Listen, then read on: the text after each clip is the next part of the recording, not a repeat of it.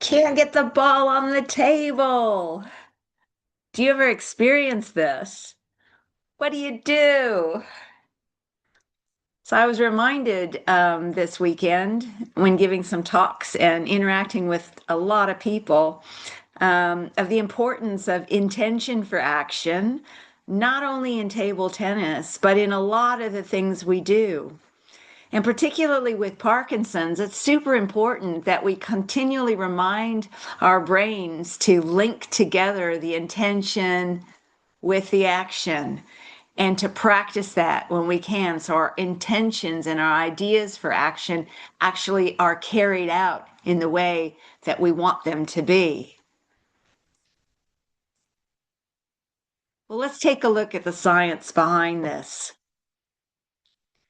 An intention for action is a goal-directed plan which prepares and guides movements.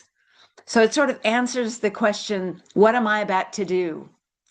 So to take us to table tennis, although this is applicable to our everyday lives, where maybe you're in the kitchen, I am going to reach for a cup, or I'm going to pour my coffee. Taking it to table tennis, the examples might be like, I'm going to hit the ball cross court. I'm going to apply topspin. I'm going to aim for that position. And aiming for that position is one of the tasks that we do at our practices. And it links the perception or the intention for an action with the actual action we are trying to carry out. So one of the things that's really important here is action-oriented spatial representation in the brain. So through intentional aiming, the brain builds a map, and the map it builds is between sort of the visual location, the motor commands, and also the predicted outcomes. For example, the ball landing on the right spot.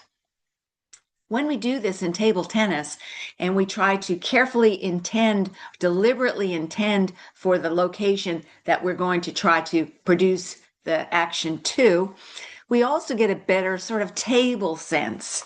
So we're getting a better sense of where the spatial mapping of the table itself. So it actually improves our game. But you can imagine how doing this is also going to be able to improve the way we spatially map other objects if we carry that out as well. So what we do here is, well, first let me just tell you a little bit more about the science.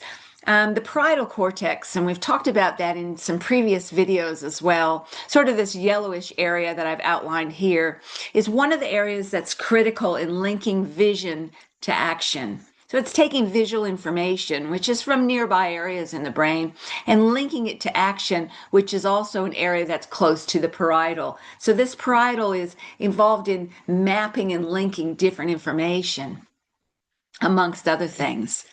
And it's talking also to the cerebellum, which is this sort of cabbage-like structure at the back of the brain.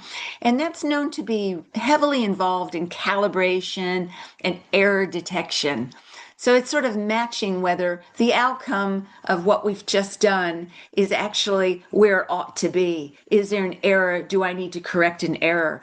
And it tends to help build precision over time, which of course we get through our practice.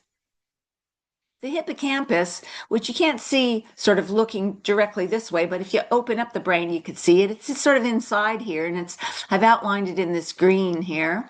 It also assists with the mapping of spatial relationships. So you can see there's quite a lot of different systems and circuits involved in this process. So what's the drill?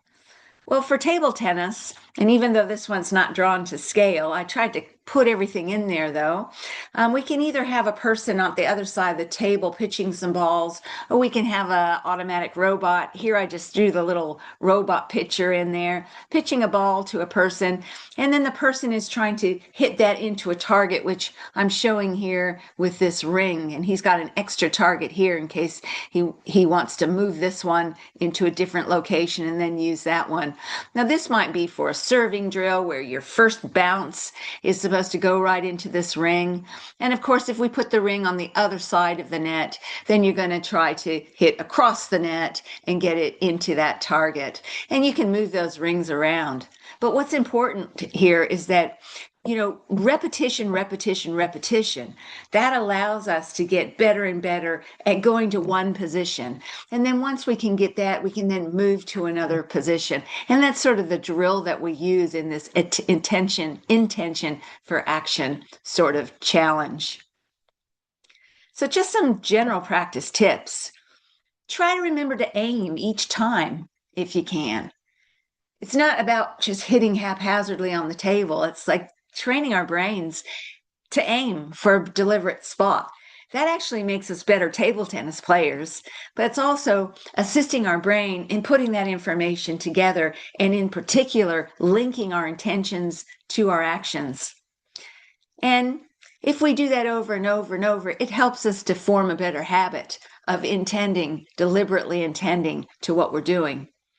And as I was saying before, you get the sort of improved table sense or spatial mapping of the table for free, which is cool.